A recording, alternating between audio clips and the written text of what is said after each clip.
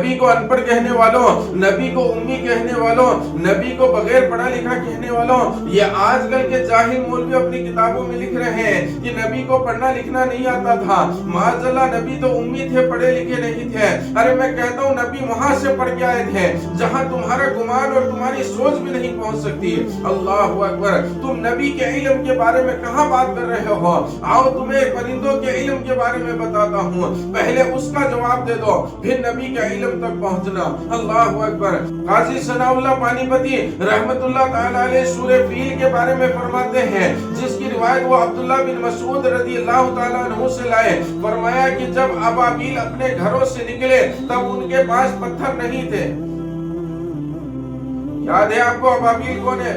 ابابیل وہ پرندہ ہے جس نے ہاتھیوں کے لشکر سے کعبے کی حفاظت کی تھی اللہ کے حکم سے۔ قاضی ثناء اللہ فرماتے ہیں کہ جب ابابیل اپنے گھروں سے نکلے تھے تب ان کے بچوں میں پتھر نہیں تھے، راستے میں ایک وادی کے اندر انہیں اتارا گیا اور فرمایا کہ وادی کے اندر اترنے کے بعد انہوں نے اپنے پنجے میں کنکر لیے، تین کنکر، دو اپنے پنجوں کے اندر، ایک اپنے منہ کے اندر کنکر لیے، لیکن قربان جاؤ اللہ کی قدرت پر، فرمایا کہ یوں ہی کنکر نہیں اٹھا لیے۔ پرندے کی عادت ہوتی ہے، اس میں کوئی حیران ہونے والی بات نہیں ہے۔ آپ دیکھتے ہیں ہماری چھت پر بھی پرندہ آتا ہے اور بیٹھتا ہے اور جاتے وقت کچھ نہ کچھ کھانا دن کا یا کچھ دانے اپنے منہ میں لے کر کے چلا جاتا ہے، اپنے پنجے میں لے کر چلا جاتا ہے۔ تو پتہ یہ چلا کہ پرندہ جب زمین پر اترتا ہے تو کچھ نہ کچھ لے کر چلے جاتا ہے۔ چلو اس میں بھی حیرانی کی بات نہیں ہے کہ ابابیل جو ہے وہ اس وادی میں اترے اور کنکر اپنے پنجوں میں لے لیے،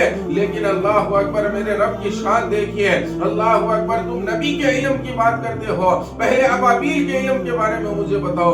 قاضی ثناء اللہ فرماتے ہیں کہ ابابیل جب اس وادی میں اترے تو انہوں نے یوں ہی ہر کوئی کنکر نہیں لے لیا، بلکہ الگ الگ کنکر ڈھونڈ کر کے اپنے پنجوں میں اپنے منہ میں لیے۔ یا اللہ، ساری زمین تو تیری ہے، سارے کنکر تو تیرے ہیں، پھر ابابیل ہر کوئی کنکر کیوں نہیں اٹھا رہا؟ اللہ اکبر، میرے رب کی قدرت دیکھیے۔ ابابیل نے ڈھونڈ کر وہی کنکر اٹھائے جن کنکروں کے اوپر ہر ایک کافر کا نام لکھا ہوا تھا۔ سبحان اللہ، کہاں پہچانیں گے آپ میرے رب کی قدرت کو؟ کہاں نبی کے علم تک بات کر رہے ہیں؟ اللہ اکبر۔ اچھا، ابابیلوں نے وہی کنکر اٹھائے جن پر کافروں کا نام لکھا تھا، لیکن میں قربان جاؤں، ابابیل کس مدرسے سے پڑھ کر آئے تھے؟ ابابیل کس مولوی سے پڑھ کر آئے تھے؟ ابابیل کہاں سے علم حاصل کر کے آئے تھے؟ پہلے یہ تو بتاؤ، کہاں سے پڑھ کر آئے تھے وہ؟ کس نے ابابیلوں کو پڑھایا تھا؟ اللہ اکبر۔ پھر آگے چلیے، فرمایا کہ جب ابابیل مکہ المکرمہ پہنچ گئے، وہاں پہنچ گئے ہیں جہاں ہاتھی والوں نے ڈیرا ڈالا ہوا تھا، جہاں ہاتھی والے حملہ کرنے کے لیے آئے تھے۔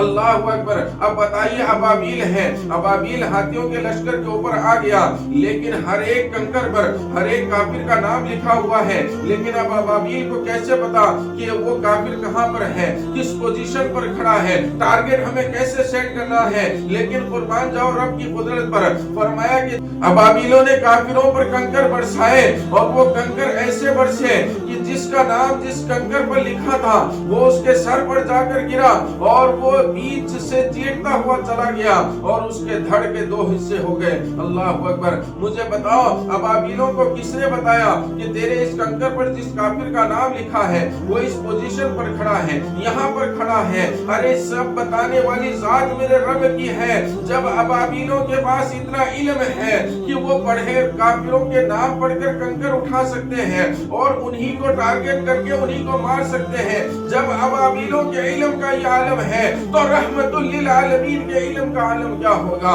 وہ رب جس نے ابابیلوں کو اتنا علم دیا، اس نے رحمت للعالمین کو، اپنے محبوب کو کتنے علم سے نوازا ہوگا؟ کیوں فالتو کی بات کرتے ہو؟ کیوں جاہلوں جیسی بات کرتے ہو؟ میرے نبی ان پڑھ نہیں تھے، وہ وہاں سے پڑھ کے آئے جہاں سے کوئی پڑھ کر نہیں آیا، وہ اپنے اللہ سے پڑھ کر کے آئے تھے، اللہ نے انہیں ہر چیز کا علم عطا فرمایا تھا۔